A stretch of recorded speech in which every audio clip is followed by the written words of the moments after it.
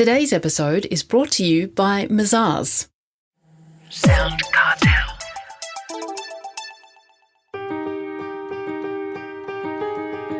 From SoundCartel, I'm Nicole Goodman, and this is Business Essentials Daily.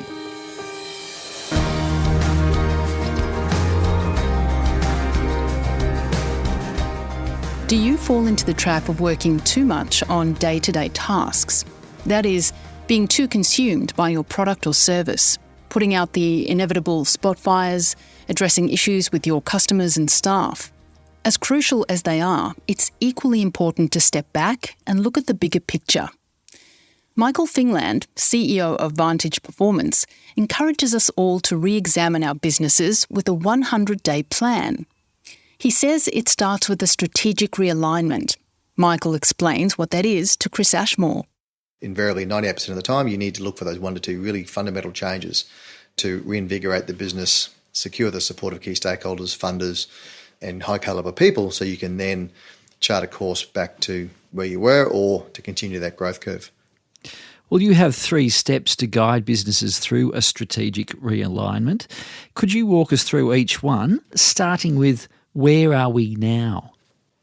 Yeah, so a typical first step in a strategic realignment is to undertake what's called a strategic review or a strategic options review. So it's really understanding what are the key issues that you're dealing with. Most businesses will undertake a SWOT analysis as well, but really what are those 3 to 5 really big key issues that you need to deal with as a business to either continue that growth curve or to turn the business around. And then off the back of that is what are the strategic options available to us with that backdrop. So it could be cash flow, it could be earnings, it could be significant social or employee unrest, whatever those issues might be, loss of key customers.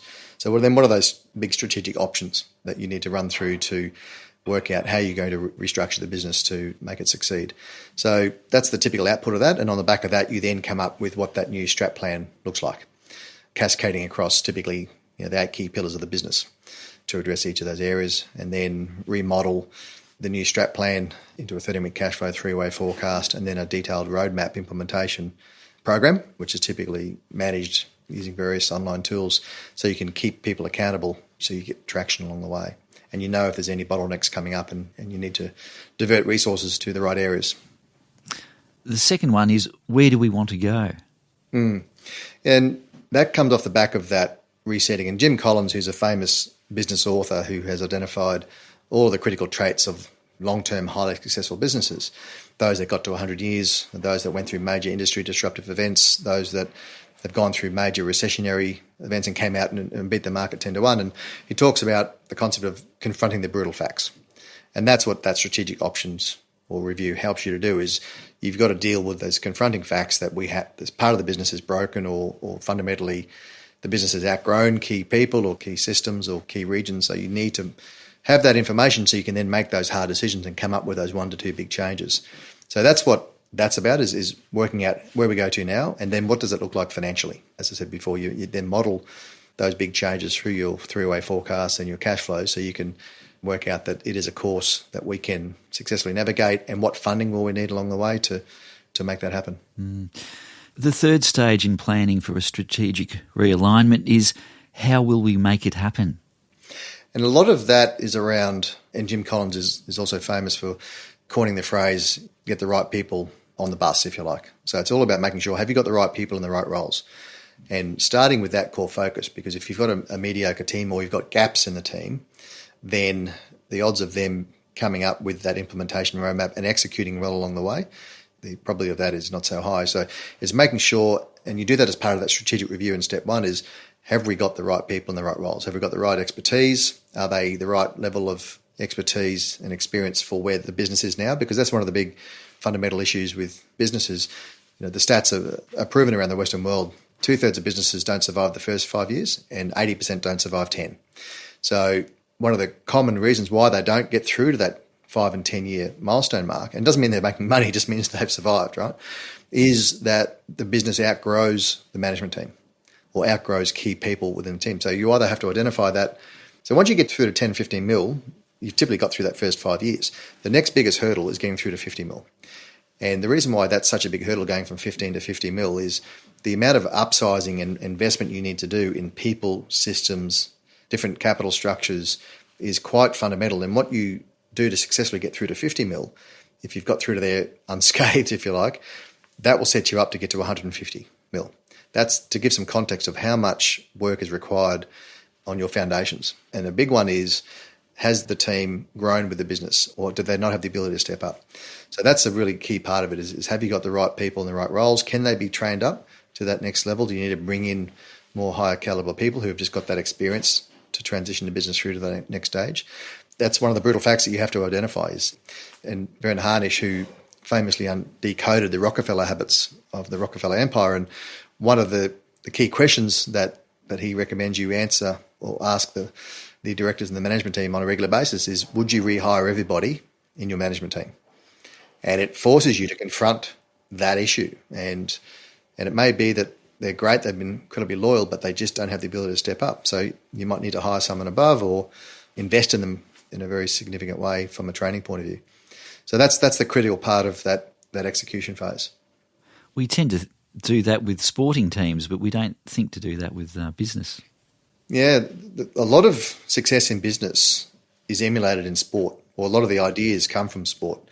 So it's quite common that a lot of ex-sporting champions, captains and coaches end up in business life, if you like, because the rigour and the impartiality and working out how to pull different levers, and you see it now in modern day football as an example, where you have to have a strategy for every individual player. Gone are the days where you gave the team a shout down at half time and they all came back all fired up. These days that doesn't work. One team member might need a cuddle, the other one needs the rev up, and every other issue in between. So you have to have that adaptability, which is what you learn as a coach or a captain of a high performing sports team. So it's very the similarities are very obvious. Absolutely. Well, also I suppose when it comes to the strategy, it's about re-examining that on a constant basis too. And that's where a 100-day plan comes in. It's a rolling 100-day plan, and that forces you to reset at least every 3 months. And most successful strategic plan executions or turnaround plan executions are built on the back of that 100-day plan. You'll have your overarching 12-month plan, but you chunk it down into those rolling 3-month periods. And that forces the team to really focus on what's the most critical thing to roll out this next quarter. And that can change. So you might have a 12-month roadmap lined out, but because market dynamics change, you might change the order of which some of those big initiatives are rolled out. So having that rolling 100-day focus gives you that time and that energy to refocus and then reinvigorate the team around that new key initiative or series of initiatives that you're now going to implement. And that builds traction and keeps that momentum going. That was Michael Fingland, CEO of Vantage Performance.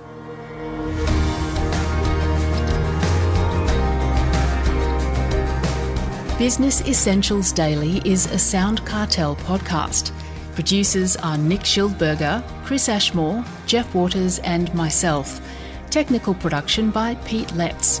I'm Nicole Goodman. Thanks for listening. We'll bring you more B Daily next week.